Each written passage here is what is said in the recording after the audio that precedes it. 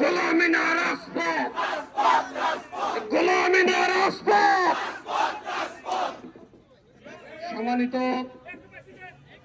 জুলাই যোদ্ধা ভাই এবং বোনেরা, আমরা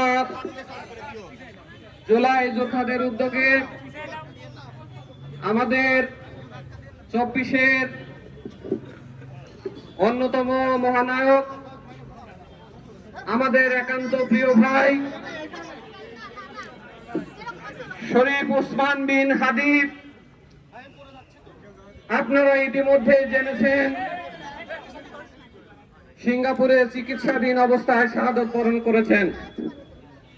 ইন্না লিল্লাহি ওয়া ইন্না ইলাইহি রাজিউন। প্রিয় ভাইরা, হাদি ভাইয়ের খুনের প্রতিবাদে